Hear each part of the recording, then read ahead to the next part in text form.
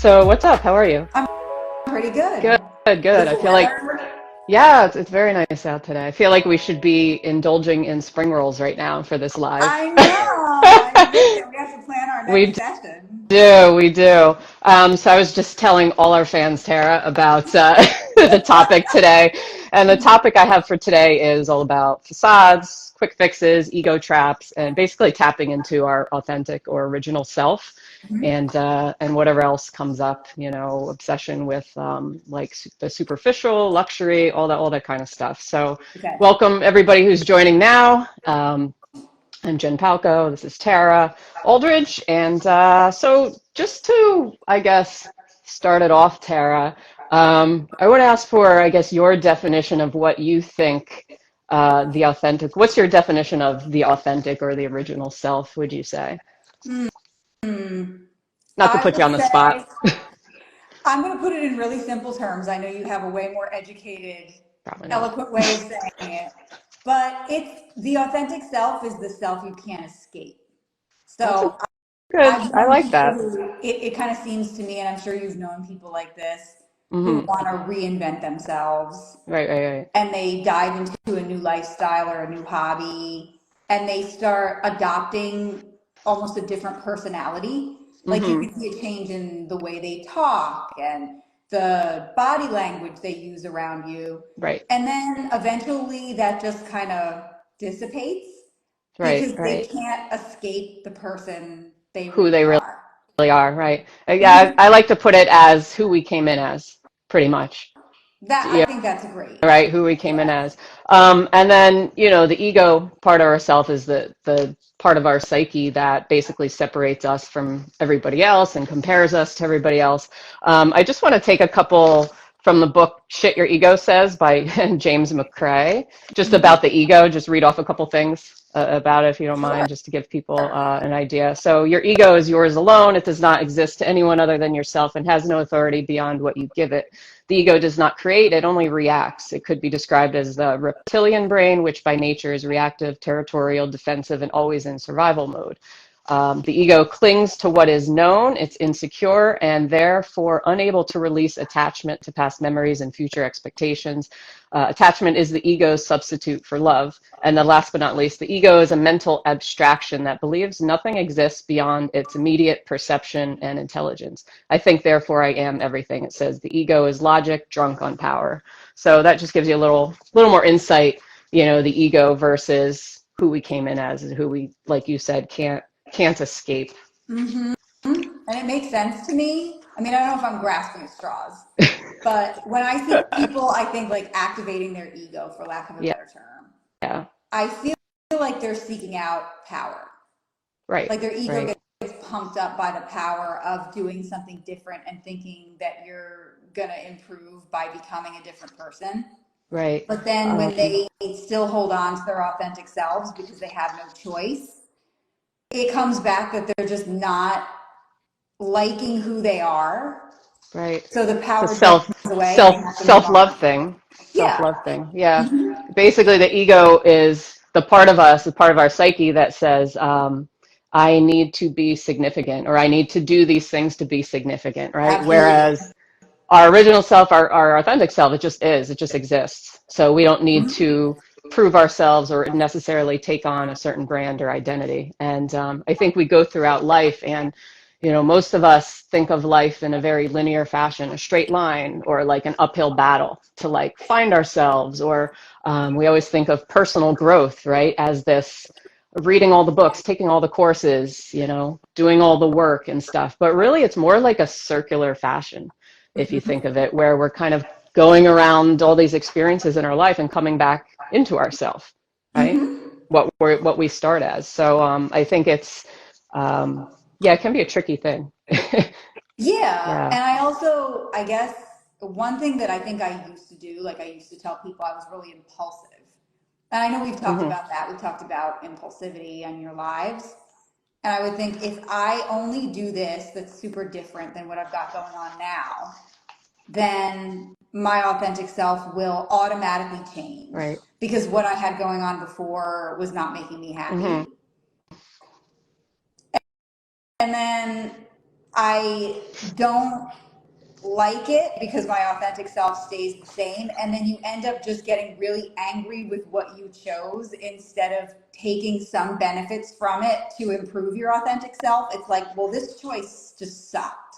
Mm-hmm. This was totally wrong. This is not who I am. I'm going to abandon every single part of it and go for something else that's totally different than Right. that. And this time it's going to work. Well, if you think about it, like in grade school, we're always, it's like you have to pick the team or you have to, join the clique. Our ego definitely pressures us to Mm-hmm. fit into. It's funny because it's ironic because the ego separates us from everybody else, but at the same time, we're always trying to fit into a box, right? So Mm-hmm. that's the Yeah. ironic part of it. So that's why we take on different brands or identities throughout life. And basically it's a trap, ego trap saying, a lot of it is the authentic self versus the ideal self. They're not friends. They're not matching up, right? Mm-hmm. Right. So, No, that's true. yeah, yeah. And there's some other ego traps that I just jotted down. It hangs on to old baggage, for one. So it's almost like going on a date and your date showing you like pictures of their ex. It's like holding on to that old stuff, right? Instead of taking in Mm-hmm. the new, and then the comparison trap, which is just making up scenarios and narratives and things in our head and that kind of stuff. So Yeah. Like, would you say that there's a problem with making up a narrative in your head? Because that's what I think drives ego, mhm, right? It's like, well, this life that I'm living now is terrible. I'm not functional and happy like I want to be. So I'm making up a story in my head that I'm going to choose something different. And just by the virtue of being a different thing, mhm. I'm going to magically be happy and healthy. Right, right.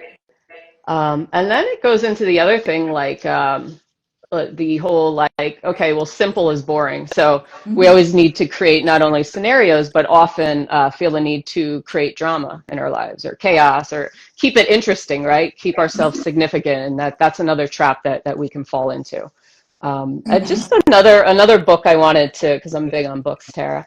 Another book is Wow. a book on collective illusions by Todd Rose. And Hmm. what basically collective illusions are, they're the beliefs that we think are true, or we think what everybody else out in society believes.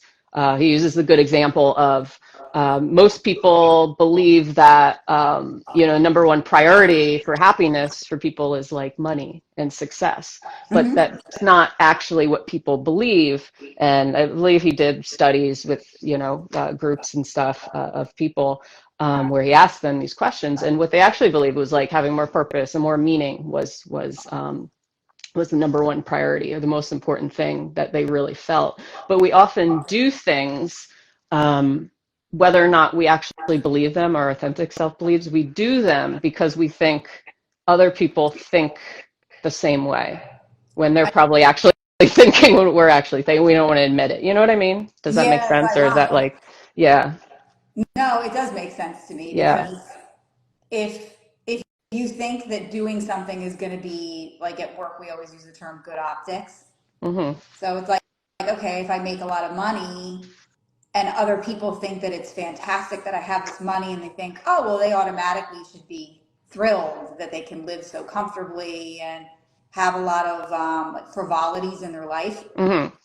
then that will kind of go to you through osmosis Right, and you'll become happy. But they don't know what your true self is. So the right. root of your problems are your own and Yeah, totally unrelated to having a bunch of disposable income. right.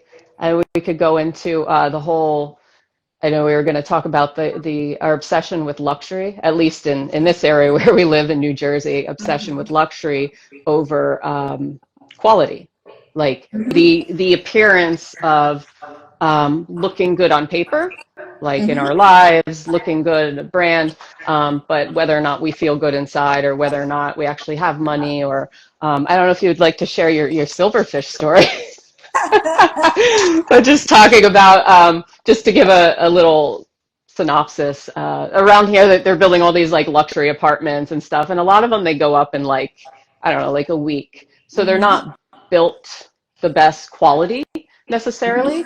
And I could use the example of like GMO apples. Like there are produced to look perfectly symmetrical and have a nice color, and then you bite into it and it doesn't taste as good as like an organic apple or something like that, right? Or plastic surgery. Somebody can have the appearance of looking really healthy, but underneath they could be in very, shitty health. Yeah. So I don't know if you want to share anything about that.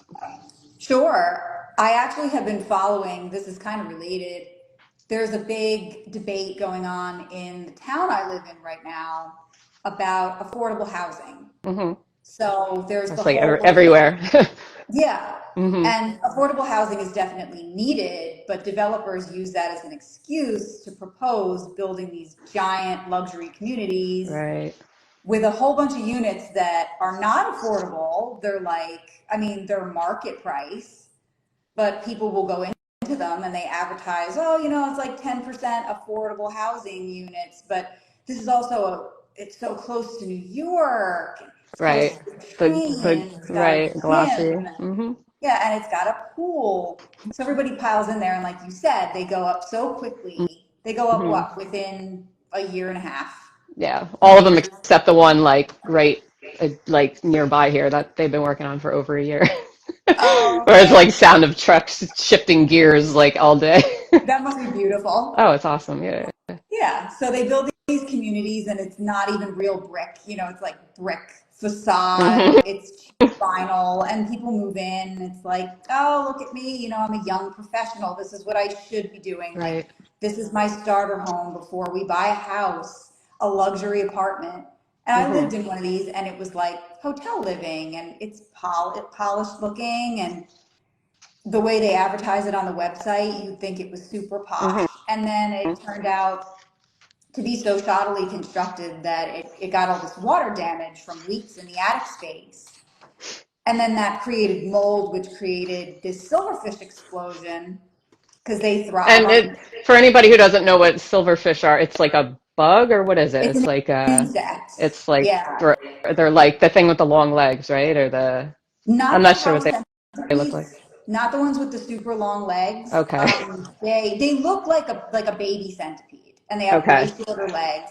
Uh, But they breed like crazy. They eat mold. They eat book bindings and mm-hmm. crumbs. So they Awesome. started like crawling down into the top floor apartments. And I had all these bugs in my apartment. I had like a bug on my leg one day when I was trying to work. And of course, the management company doesn't want to do anything because Right. they know what it would take to get rid of them, which is Mm-hmm. astronomically expensive. Right. Getting rid of all that water damage, all that mold, all the bugs that have spread throughout the walls. So I left, and they knew that I could either continue paying the rent or I would leave. And I saw, like I was tracking it on the community website when I left, Mm-hmm. that they offered my apartment for like $600 more ultimately Oh my than gosh. what I was paying. Like Wow. somebody lives there right now for Added what bonus, they, you get silverfish yeah, as a pet, yeah, new pet. Yeah. right. But Wow. it's really a shame because you can't, I mean, it's what people are willing to pay. Mm-hmm. And I'm really reluctant to say, well, it's the tenant's fault because I mean, you get painted into a corner by this whole system where it's like the things that are left are way too expensive, Mm-hmm. but I can't move to um, Georgia or the Carolinas because my life is in New Jersey. Right, right, So exactly. Yeah, it's definitely happening all over. And I don't know, I mean, what do you think is the appeal of everything? It's just how do you think people can break out of this cycle? I mean, is it relocating or is it, I know we have like a self-love movement, the authentic self movement kind of going on, but that mhm. can that can turn into an ego kind of trap as well because we're like I'm more authentic than you or I'm more enlightened than you or so we have to be careful and the ego is just part of us, so it's not a bad thing. It helps us be able to live in a society with other people. Mm, that's a good point. Yeah. So what would you Self-preservation. say? Yeah, I mean, do you have any advice as far as like getting back to kind of untangling some of the static, some of the muck that you live around or that you see on social media and stuff like that, where getting back to that, who you came in as, and kind of living your most authentic life.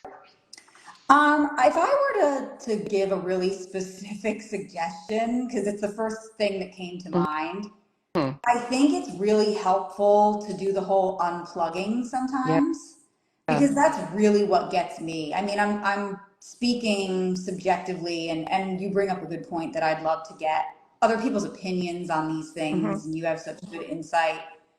Just getting away from Instagram and TikTok. Oh So yeah. it's like it's kind of a test, I right? deleted my TikTok. I couldn't do it. Really? I couldn't do it. So Yeah, like, I couldn't do it.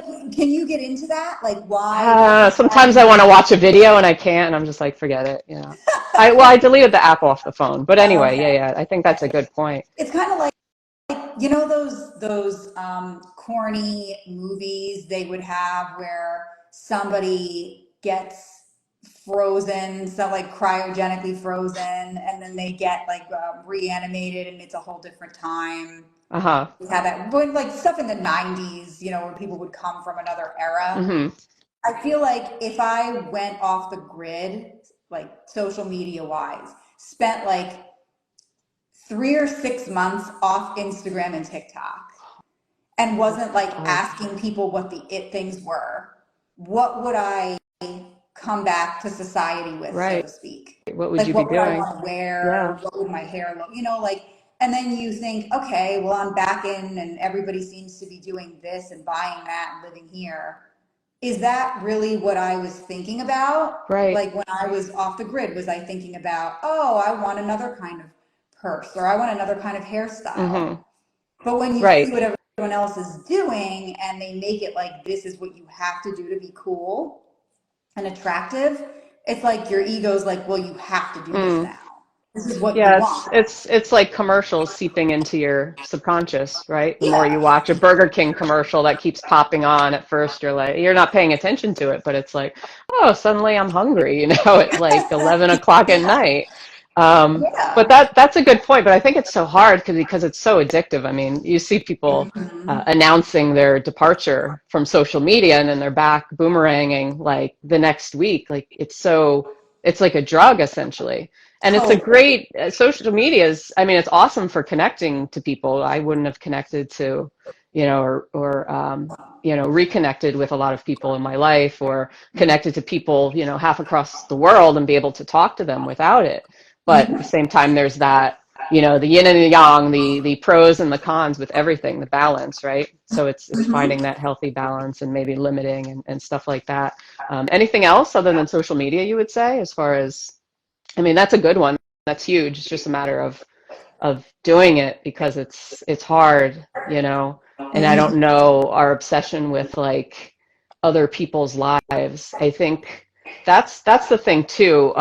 Moving into a state from consumer to creator, okay? Because Hmm. the creator part of you, the creative part of you, is the most connected part of you. That's connected to your most authentic self, where the consumer part of you is mostly connected to your ego. So if you can get more into the creative mode, the part of you that's really connected to yourself, to source, your higher self, whatever you want to call it, Hmm. that's really huge. So doing things more for you instead of gossiping about other people or always paying attention to what other people are doing or talking about what other people are doing, like actually being like, hey, I'm going to do this as a creator, that kind of thing. That absolutely makes Yeah. sense because I think this is related a little to what you're saying. I think if I were to give you another suggestion, it would be not you directly, of course. Like if I were to Could be me say, what could you? directly. Yeah, this is really, really more for me. But to answer your question, I would we're say all we're all therapists for ourselves, Tara. totally. It's one of my favorite pastimes. You know that. Same here, there you go. I would say you're talking about consumer versus creator, right? And I Mm-hmm. think about things that I've wanted to do in my life or wanted to buy.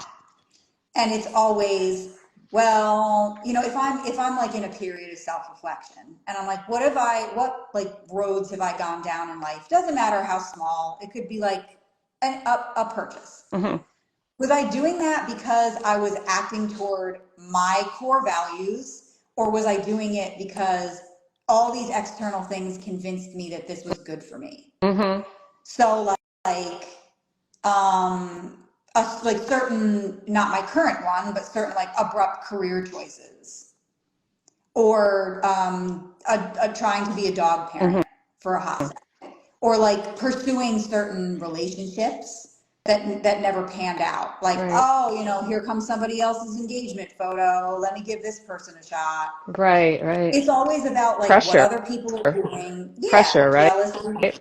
Mm-hmm. Where I make the best decisions and I choose things that I actually stick with and am happy with long term is because I'm going by what I want. Like I could just be sitting in a dark room, no influence, no phone, no TV, Mm-hmm. and I'm just like, I think I'm ready for this. Or, this is the kind of emotion I want to bring into my life, and it's clicking in my head that this action or this object is going to bring me that. I don't care about Instagram. I Right. don't care Right. about what my friends say. And when I make those choices, that's where I'm really successful. Yeah, absolutely. Listening to, because it's hard to listen to ourselves when we're always either, listening to other people talk over us, or we're just Mhm. like we're distracted by everything. So, Yeah. like you said, it's a matter of like putting yourself in a dark room, and Yeah. And like, shutting everything out and stuff. Just some other things that I jotted down. A few ways to tap into your authentic self, I would say. Number one, what's something you've always been drawn to, either when you were young, and this is the kicker. A lot of people will stop doing, and I've mentioned this in like some of my videos and stuff. A lot of people will stop doing what they love out mhm. of like another person's opinion or judgment and stuff like that. And if you think about it, it's a really crazy thing. And I know I've done it, and you've probably done it. I can't think of an example off the top of my head, but we've stopped doing something because somebody told us that we couldn't or that wasn't good, even though it's something that would open up our heart or make us super happy, light our spirit up, essentially. So that, Oh, that's, yeah, so that's number one. What makes your heart happy? Number two, what have others told you repeatedly about yourself? Like, what's a compliment that you give, that people give you pretty often? And I'm not talking about like superficial stuff, just like, oh, your hair looks nice today, blah, blah, blah. That stuff's cool too. But like something like, Tara, you're super patient. You're a good listener. Like you always know the right thing to say. Like that can be a really huge clue into tapping into that authentic part of you. Like what are your natural strengths, right? Instead of trying to echo what another person's strengths are. And then the third thing, what activities or interests of yours give you energy? What brings you energy, right? We all know stuff that drains our energy, or right. people that drain our energy, right? But what can you do that you don't get tired, like it gives you energy? And these are just a few things just to think on. I mean, it's very like vague, kind of generic, but it's something that can be profound if you think about it, because Mhm. it taps either into stuff that you like to do when you were a kid, or your constitution, like these parts about your personality, what your natural strengths are. So say like you're a good listener, or I don't know, something like that. Like it doesn't mean like, ooh, that equals like, oh, I need to be a therapist. Sure. Like no, it doesn't. People always think like my strength has to equal like my job or my profession, because that's like my purpose. Yep. But it doesn't. Like being creative, people say, oh, well, I'm not a musician, or I can't draw, or I can't write. It doesn't have to be that, right? It could be other things. It could be gardening outside, or something that you do, cooking, or something like that you use that creative energy for. So I think that's part of it too, where we fit ourselves into one box, or we say, ooh, this must be like, this is my one strength, and we don't only have one strength. This is like the only way I can go, my one path, you know. But life doesn't work like that. Like there's all different ways you can go, you know. And just Yeah. because you tried one way and it didn't work out doesn't mean you should give it up if it's something that maybe that one thing wasn't right for you, that kind of thing. That's really resonating. Like I think that's a great point because when I was like well into adulthood, like well into my 30s, I was always feeling a lot of regret because I'm like, oh, you know, like I never learned to play an instrument or like dance or I'm not fluent in another language. And then I realized like it's just about sitting and reflecting on what it is I truly want. Mm-hmm. And then thinking like if you truly want it, because there might be things, for example, the playing an instrument. That's just not my passion. I have Yeah, so much same here. respect for people who do that. I think it's phenomenal, but it's just not what I ever wanted to do. Right. You don't have to do something like that to be engaged and consistently happy in your life. So for me, something that like keeps me energized now, I mean, I can't say I never get physically tired of it because that would be impossible, but is working out. So I lift and I do HIIT cardio. I absolutely love it. Mm-hmm. And I think like, well, this is kind of the void that I was looking to fill. It's not about like, well, I have to become like talented at playing an instrument. Right. I Nor do you have to lift. be like a professional athlete or, you know. Exactly, Yeah, yeah. exactly. So there's that. And then there's also just deciding. So there's deciding that something just isn't for you. And then there's regretting not doing something and realizing that you are so passionate about it that why is it too late? You know, like just Right. because it's something that if you could go back in time, you would have started doing it when you were in grammar Mm-hmm. school. Doesn't mean you can't just do it now. Like Yeah. you'll accomplish it later in life, but you could do it. Like Right. I'm studying Well, Spanish yeah. right now. What's that?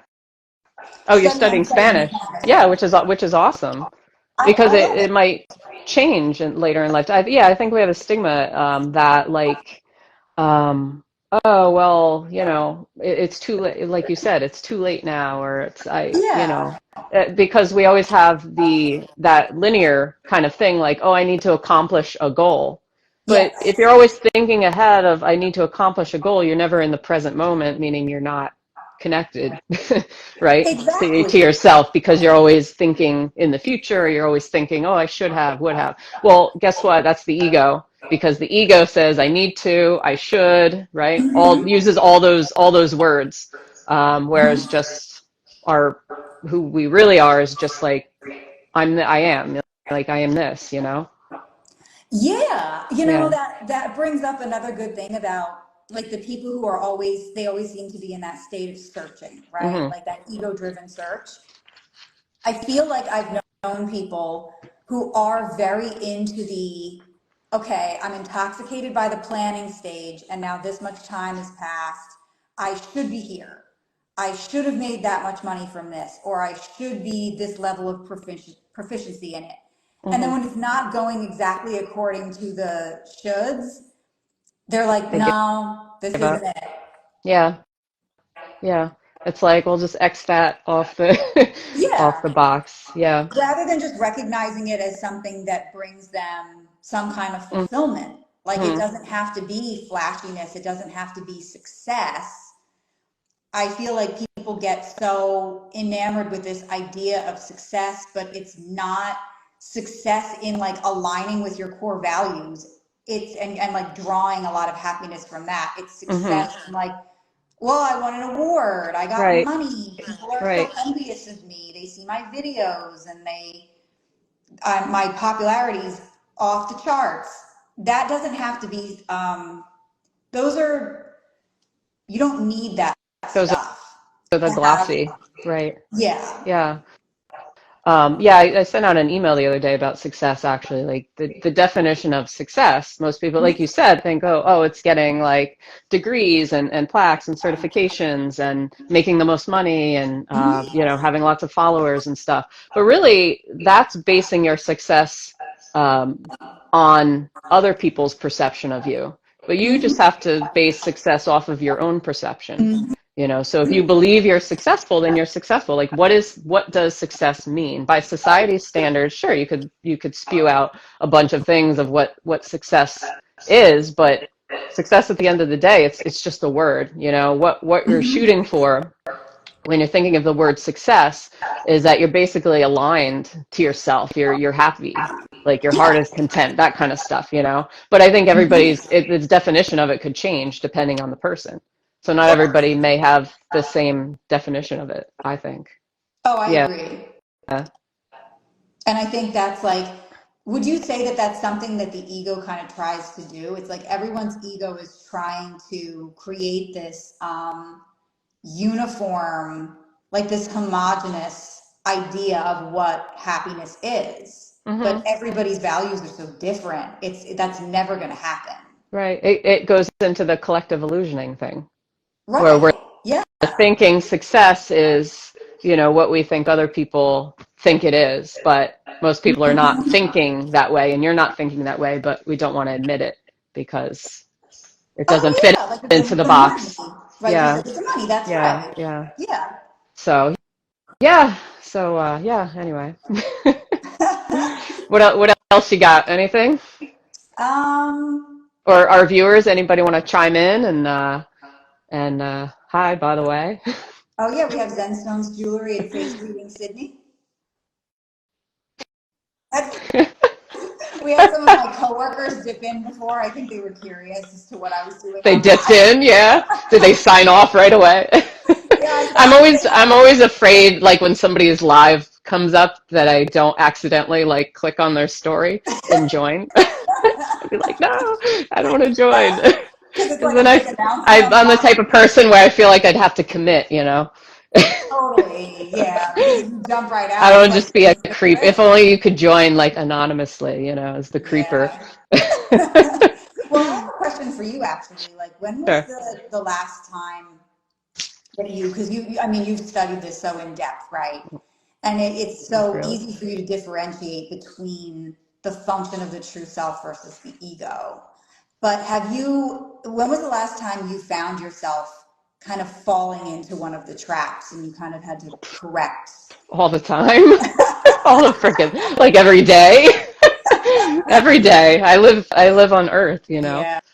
It's not a bad thing falling into traps, so don't be like, ooh, ego trap. Like we can't help it, you know, because Yeah. we're just like it's just us, it's part of us, you know. We Mhm. can't people say, oh, I'm gonna kill the ego, I'm gonna kill, but you can't kill it, it's just part of your psyche, you Yeah. know. You just have to recognize what it is, what it's doing, and when it's trying to kind of manipulate you into certain things or take you.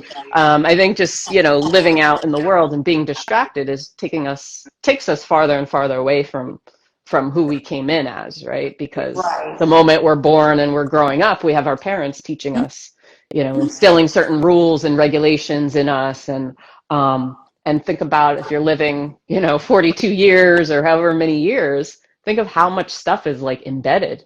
Again, it's like commercials, Yeah. right? Just embedded into your system. So it's very hard to reprogram yourself or reprogram your subconscious. You're not going to do it in a day or in a week's course necessarily. Mhm. But I think it's part of it is accepting that this is who you are and not fighting with it and not resisting it, just taking the bird's eye view and looking at it from a broader perspective. Like once you recognize your patterns and why you're doing stuff, and I'm sure you can relate to this because I know you've done um, some kind of like therapies where you're kind of delving into stuff like this, kind of Mhm. recognizing what your patterns are and why you're reacting a certain way or why you're doing these certain actions or always responding, you know, Yeah. to people a certain way, right? I don't know if you want to touch on that or. Um, we talked so much about values in therapy that really, really stuck with me. I think that putting it on paper has always really made a difference, right? Like something can be floating around in your head and you're acting in a way that is not like you're not registering that it is anti your Mhm. values. But then when you really give yourself structure, like that's one of the best things I took from therapy that really I think put me the most in touch with my authentic self that I'd ever been was structure, assignments, like write this out in this workbook. What are Hmm. your values? What is an example of what you would do to act toward that value? That's where I really started, I guess, being able to not, of course, we can't resist it all the time, but like Right, right. just differentiating between what was really going to make me happy versus what I was doing for someone else. And I think Hmm. some of it is, I guess, would you, here's a question for you. Like, would you say that ingrained in the ego is people pleasing? Sure. Okay. Yeah. So I think that Why is, why do we need why do we feel the need to like not say no to people? mm-hmm, Right? That's something going back, it's untangling that. mm-hmm, Why do we not have boundaries for ourselves? Right? yeah, right. There's got to Yep. be a reason. Yeah. Yeah. And I think that I was ignoring boundaries that I should have made Right. because of that whole people pleasing thing. And I guess that's it, right? It's like, oh, well, I automatically want to be a people pleaser because I'm worried about how I'm It's going to look. fear. Yeah. Yeah. A lot of the things we do, it boils down to just basic human emotions like fear, the need for safety, the need to feel loved, Mm-hmm. connected, stuff like that. So if you kind Mm-hmm. of unravel it, and that's why writing, like you said, is a great exercise. Maybe it's not for everybody. I get a lot out of writing, like first thing in the morning.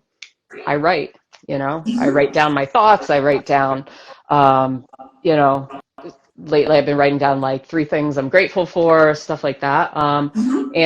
But it could be anything, for some people it's meditating to just like quiet the mind. Or in like our case, writing allows you to get stuff out of your brain that Mm-hmm. is like stuck in there, a lot of stuff that's coming out from like your subconscious mind, right? That Mm-hmm. you can put on paper. And it could just be a lot of people do like free form writing where it's just like you take a pen and you just start writing whatever comes to mind. You don't think about it. You Mm-hmm. don't use punctuation. You just write whatever, as silly as it is, as dumb as it is, and just plop that down. Or another thing I like to do, when I've been remembering a lot of dreams lately because dreams have a lot of symbolism in them for what's Mm-hmm. going on in the subconscious. I'll write out what my dreams are. And if you pick dreams apart, they are Mm-hmm. really, really helpful for determining what like emotional state you're in or what's going on right now. So like a lot of people, they take dreams literally. Like I can tell you how many messed up dreams I've had where I like my hands are amputated. Like that was when I had the other day. I don't know. Just I always have really weird dreams, but you can't take them literally. Like amputation, I feel like I said this in another video too. Amputation could be a sign of like loss of something in your life, right? Where you're Yes. missing something. You have to take each thing, like who's in your dream, where are you in your dream? A lot of Mm-hmm. times you'll be in like your parents' house in a dream, or if you're in the basement, or Mm-hmm. so where you're in your dream, and then like the last like emotion you remember, how you felt in the dream, that kind of thing. So if you look into it, that can be helpful too. So writing, dream stuff, and I don't know if you have anything else, helpful, or if you guys have anything else that you find helpful. I actually am so fascinated by this. Like, would you mind giving an example of like when you recently had a dream and you were like, your first thought was like, that was insane. And then once you wrote it out and thought more about Hmm. it, you were like, oh, that's it. Yeah. I mean, I have a lot of dreams, honestly, in my parents' house, like most of them. I've had Me some in like too. my grandparents' house, and I Mm-hmm. know that's going back into, childhood and stuff I'm dealing with now. Um, there's a lot of fear-based dreams, anxiety dreams. If there's water in your dream, I believe that has a lot to do with like emotions, like big emotions. Mm-hmm. Something like fire, something violent can be like I forget, like chaos or upheaval in your life. It really depends, Or if you see like tornadoes or spirals, that's supposed to be more of like you're going through sign of like transformation in your life, or big changes, stuff like that. Or yeah, Okay. it's interesting. It's interesting. Mm-hmm. Yeah, she's What is still the doing website? that. Aunt Flo. She has a good website where you can like look up dream meanings and stuff like that. Oh yeah. Hmm. I should start tracking them You because I should, think yeah. my dreams Send more. them to me. I'll try to pick them apart. Yay. Okay, that's awesome. I'm looking forward Do to a it. We could have like dream meaning journal. Yeah. yeah, I could have like a dream reading session with you over Yeah, Zoom. but you'll start to see patterns like over time where you have similar things like a lot of anxiety dreams, or there's the old tried and true like you're late for something, or pop-up tests like you're in school and stuff Mhm. like that. That kind of, those are all like anxiety dreams, and Okay, yeah. cool. Well, yeah, I can't think of anything.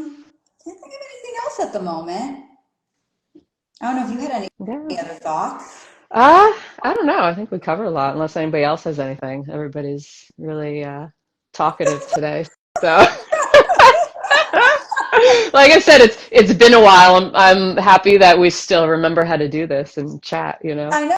I Next kind of time it gives will you have the to be over spring rolls for sure. totally. It gives you the craving again for like Yeah, more chats and more lives. absolutely.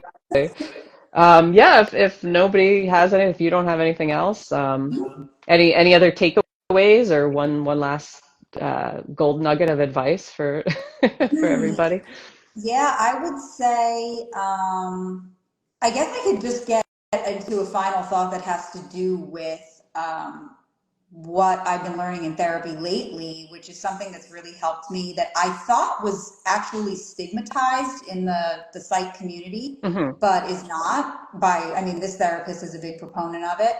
There's the Dear Man method where you're scripting. So like if you're preparing for a tough conversation with someone, you want to make sure that you send the right message about like where your values are and like hold your ground, don't apologize, do proper fact finding in order to determine like how something really is making you feel. Hmm. You script it out. And I think that that is really great because it's that structure I want. Like it's like a writing assignment and I love to write. You know, I write a lot in my job and it's, you know, like not creative Hmm. writing, but I still find something therapeutic about it.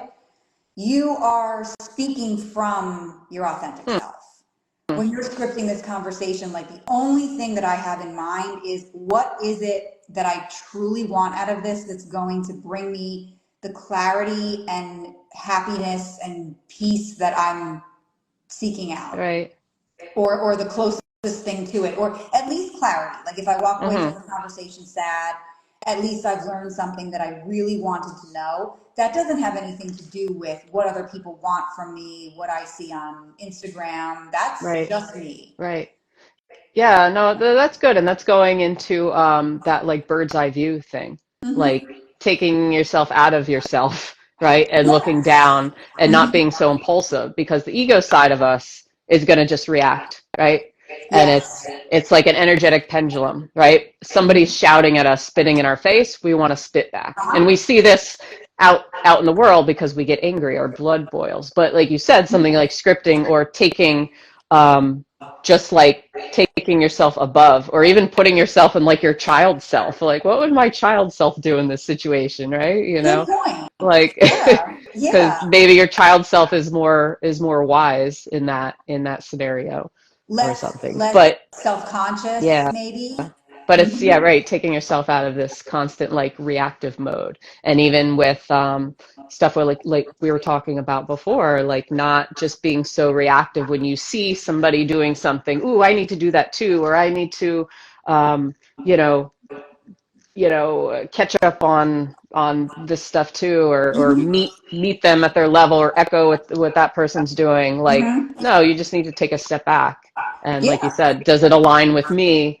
Because the authentic part of ourself is going to be like, hey, dude, I see what you're doing, whatever, but is it aligned to me? Is it, Mm-hmm. what's going to make my heart happy, or is it just going to make this happy, or think Totally. it's going to make this happy, kind of thing. Yeah. Totally. Yeah. I completely agree. So yeah, Cool. that's my little thought. I love it. I love it. Well, This was great on a Friday afternoon. You Yeah. know, nothing better. And I thank everybody who joined, and I thank you, Hmm. Tara, for you know, joining me as well. Thank you And tremendously. All your great insights, always so refreshing. oh yes, I'm quite the sage, really. But anyway, I hope you have a great weekend, and we'll talk soon. And everybody, Yeah, peace out, you too. everybody. Take Have a care. good one. Bye bye. Bye.